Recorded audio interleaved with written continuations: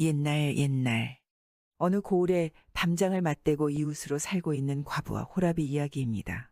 과부는 19의 남편을 잃고 이때까지 수절하며 살고 있었죠. 호랍이와 과부는 담장을 맞대고 살고 있었기에 호랍이는 가끔씩 예산일로 말을 걸곤 했지만 늘 싸늘하게 건너다 보던 과부였습니다. 그러던 어느 날, 추운 동짓날 저녁이었습니다. 별일인지 과부가 손수 팥죽을 끓여서는 호랍이를 찾아온 것입니다.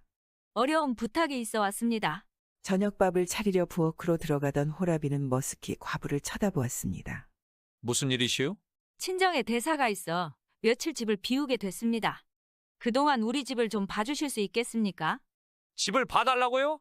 끼니 앉힐 것은 없어도 도둑 맞을 것은 있더라고.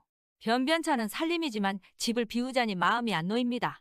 과부의 부탁에 호랍이는 내심 기뻤습니다. 그렇게 뻣뻣하게 굴던 과부가 자신에게 팥죽까지 쏘아와서는 부탁하는 것이 자신에게 이제야 마음을 여는구나 하는 심정이었던 것입니다. 잘 보아드리겠습니다. 안심하고 다녀오시오.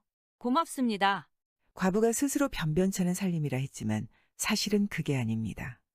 호랍이는 이가 서말이고 과부는 은이 서말이라 하듯이 이 여자는 과부가 되고 나서도 논밭을 계속 늘려 동네에서 첫째, 둘째를 다투는 부자였습니다.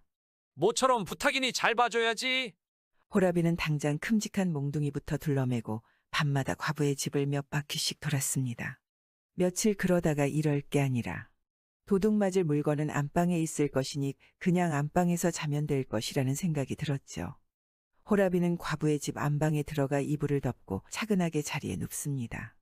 옛말에 19 과부는 수절해도 나이 든 과부는 수절을 못한다 했지.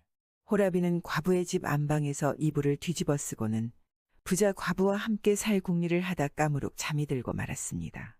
그렇게 잠이 든 새벽, 밖에서 나는 소리에 호랍이는 잠이 깨고 말았습니다. 누가 마루로 올라서는 것 같았습니다. 달밤이라 창문에 비친 그림자가 한둘이 아닙니다. 도적대가 든 것인가. 과부의 재산을 노리고 온 놈들이 틀림없어. 아이고, 나는 죽었다 하며 떨고 있는데 녀석들이 방문을 열고 들어옵니다. 호랍이는 이불을 훌렁 뒤집어 쓰고 죽은 듯이 숨을 죽이고 있었습니다.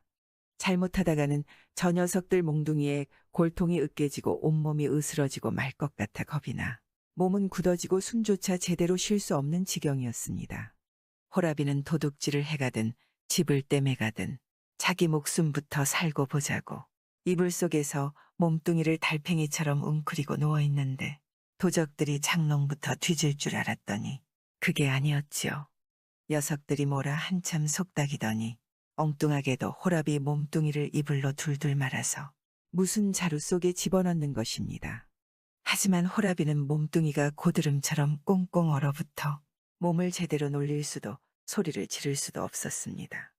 도둑놈들이 자루를 둘러매고 방을 나갑니다. 바람같이 동네를 빠져나가 어디론가 정신없이 내달리는 것 같습니다. 호랍이는 그제야 이 녀석들이 무슨 짓을 하고 있는지 짐작이 갔습니다.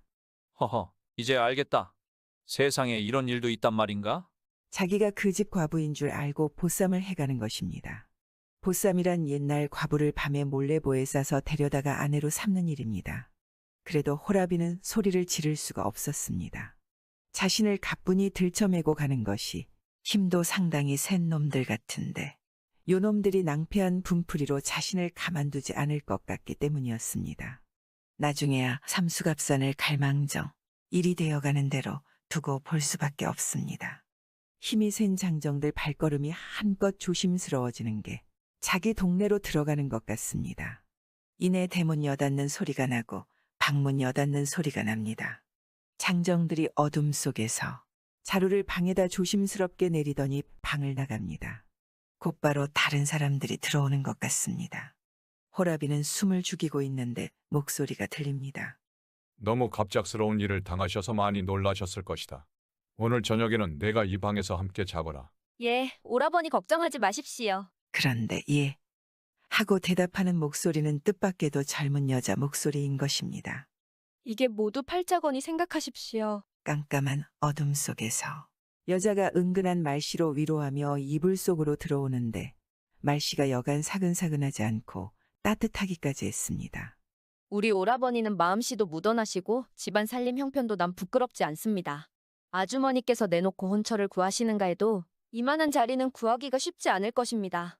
저는 우리 오라버니가 재혼할 때까지 기다리느라고 지금까지 시집을 가지 않았는데 아주머니 덕에 저도 이제야 시집을 가게 되었습니다. 그러고 보니 이 여자는 처녀인 모양입니다. 호라비는 아무 말도 하지 않고 듣고만 있었습니다. 그러자 처녀는 더욱 상냥한 목소리로 속삭입니다. 저도 곁에서 항상 보살펴 드릴 테니 마음 푹 놓으십시오. 처녀는 과부가 아니라 호라비인 줄도 모르고 이불 속으로 들어와서는 호라비를 안으며 여러 가지 말로 위로합니다. 호라비는 이제야 앞뒤 사정이 환해지며 제대로 정신이 듭니다. 호랑이한테 12번 물려가도 정신만 차리면 산다더니 여기서 자라면 목숨만 건지는 게 아닐 듯합니다. 다음 날 아침, 처녀가 나가고 한참 뒤에 오라비라는 사람이 방으로 들어왔습니다.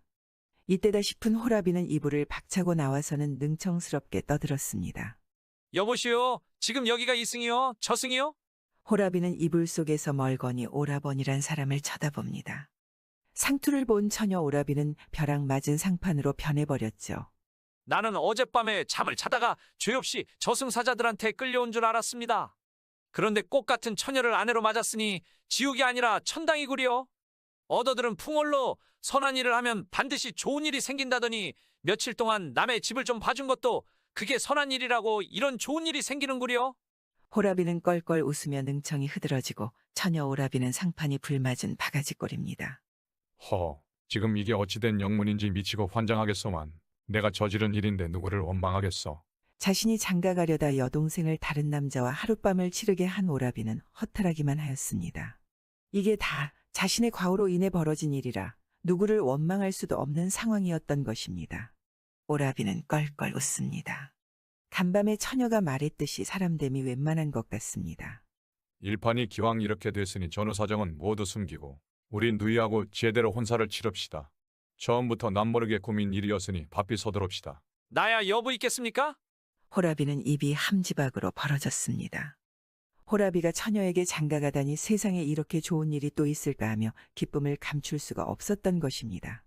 그렇게 며칠 사이에 뚝딱 혼사를 치르고 호라비는 아내를 집으로 데려왔습니다. 친정에 다녀온 과부는 호라비가 처녀 장가 들었다는 소문을 듣자 뭔가 이상하고 궁금하여 처녀에게 장가간 호라비를 찾아가서 물었습니다. 아저씨가 처녀 장가를 들었다는데 이게 어떻게 된 영문인지요? 며칠 밤 아주머니 집을 봐준 일밖에 없는데 그것도 적선이라고 하늘에서 이런 복을 내렸습니다. 그래요. 허허허. 호라비는 그날 저녁에 있었던 일을 죄다 털어놓으면 너털웃음을 터뜨렸습니다. 얘기를 다 들은 과부는 환하게 웃는 호라비를 보며 아이고, 그날 내가 집에 있었더라면 팔자를 고칠 것인디 내 운수를 당신이 채갔구려?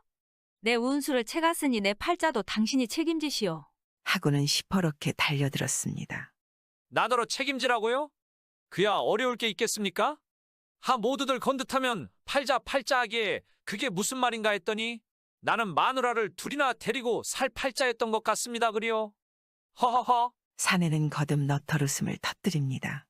자신의 운수를 호라비가 채갔다 달려드는 걸 보면 과부도 은근히 재혼을 기대하고 산 것 같고 평소 호라비가 싫지는 않았던 모양입니다. 그 옛날 여자는 결혼하여 혼자 되어도 수절하는 것을 당연시 여기었고 남자는 첩을 열어두어 살았다니 지금 세상에서 보면 그것도 참 기이한 일입니다. 더군다나 밤에 자는 사람을 자루로 보쌈에 살았다니 참 그야말로 옛날 일입니다. 구독과 좋아요와 함께 오늘도 좋은 날 되세요.